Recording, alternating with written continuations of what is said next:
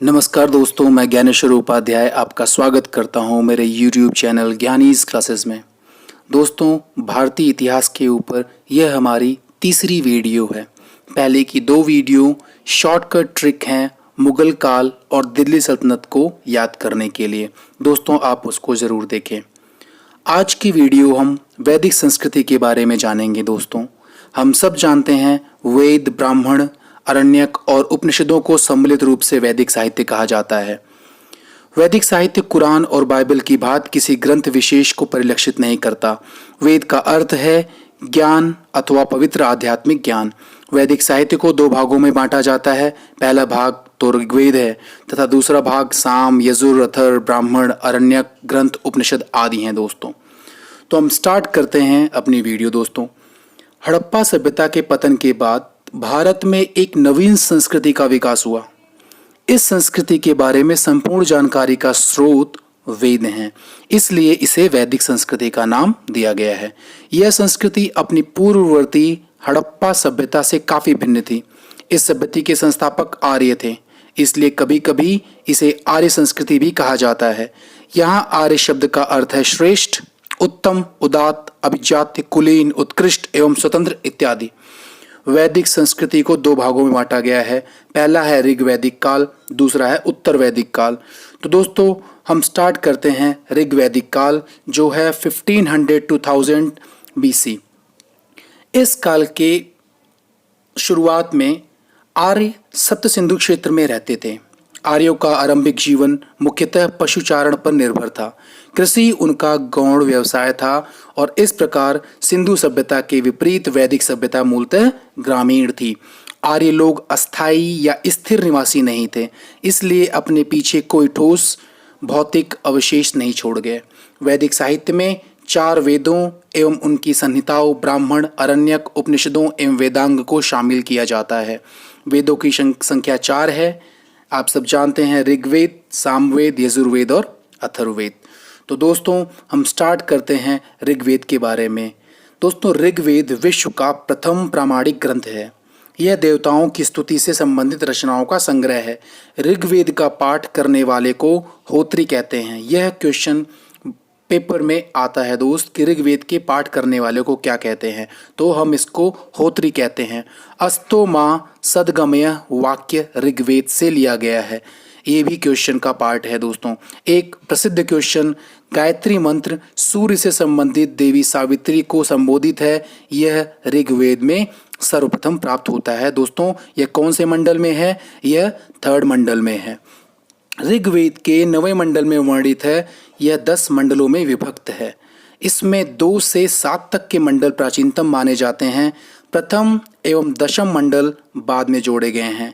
इसमें कुल 1028 सूक्त हैं। दोस्तों, तो ये पूछा जाता है कई बार पेपर में कि ऋग्वेद में कितने सूक्त हैं, तो इसमें 1028 सूक्त हैं। इसकी भाषा कैसी है? दोस्तों, इसकी भाषा पद्यात्मक है। इसमें 33 देवी देवताओं का उल्लेख मिलता है। दोस्तों, ऋग्वेद की रचना संभवतः पंजाब में हुई थी, ऐसा माना जाता है। इसके मंत्र रचयिताओं में कुछ स्त्रियों के नाम मिलते हैं, जिनमें से कुछ प्रमुख स्त्रियां लोपामुद्रा, घोषा, शाची, पौलोमी एवं काक्षावृति आदि हैं।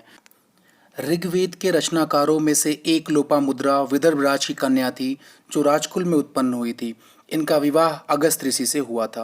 दोस्तों, इसके बारे में भी कहानी है, आप ज़रूर सर्च कीजिएगा या बताइएगा, हम कभी पेश करेंगे आपके सामने। दोस्तों, अब आते हैं सामवेद के ऊपर। सामवेद की रचना ऋग्वेद में दिए गए मंत्रों को गाने योग्य बनाने के उद्देश्य से की गई थी। सामवेद को भारत की प्रथम संगीतात्मक पुस्तक होने का भी गौरव प्राप्त है। और दोस्तों, यह क्वेश्चन प्रीवियस पेपर्स में आ रखा है। सामवेद की ऋचाओं का गान करने वाले को उदात्त गात्री कहते हैं। दोस्तों, ध्यान रखिए, सामवेद की ऋचाओं का गान करने वाला उद्गात्री कहलाता है। दोस्तों, तो सामवेद में 1810 छंद हैं, जिसमें से 75 को छोड़कर शेष सभी ऋग्वेद में भी उल्लिखित हैं।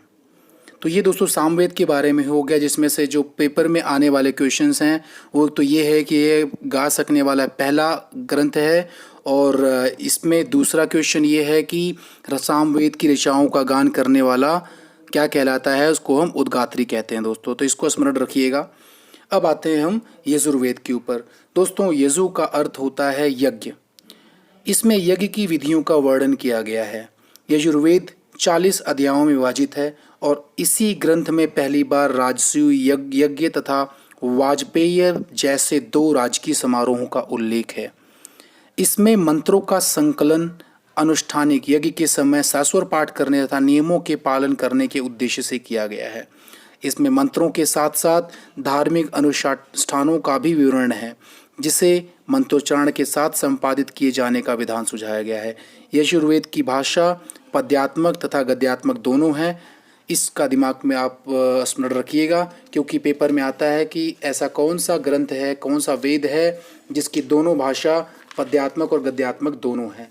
दोस्तों, एक हमारा लास्ट वेद है अथर्ववेद, उसके बारे में जान लेते हैं। अथर्ववेद में प्राक ऐतिहासिक युग की मूलभूत मान्यताओं, परंपराओं, अंधविश्वासों का चित्रण है। इसकी रचना अथर्व ऋषि ने की थी। अथर्ववेद को अनार्यों की कृति माना जाता है। इसमें रोग तथा उसके निवारण के साधन के रूप में जादू, टोनों आदि की जानकारी दी गई है। दोस्तों, जादू, टोनों आदि की जानकारी दी गई है। अथर्ववेद 20 अध्यायों में संगठित है। इसमें 731 सूक्त एवं 6000 के लगभग मंत्र हैं। दोस्तों, इसमें अनेक प्रकार की औषधियों का भी वर्णन है। तो क्वेश्चन ये भी आ जाता है कि ऐसा कौन सा वेद है जिसमें औषधियों का भी वर्णन है। तो दोस्तों, वो हमारा यजुर्वेद है। अथर्ववेद, वो अथर्ववेद है। तो दोस्तों, आज की वीडियो में इतना ही। बाकी के भाग को हम अगली वीडियो में देखेंगे। तो चैनल को सब्सक्राइब करना ना भूलें। आप मेरे फेसबुक पेज व टेलीग्राम चैनल से भी जुड़ सकते हैं। लिंक मैंने वीडियो डिस्क्रिप्शन में डाल दिया है। वीडियो कैसी लगी दोस्तों, ज़रूर बताएं। आपका बहुत बहुत धन्यवाद। ऑल द बेस्ट दोस्तों, अपना ध्यान रखें।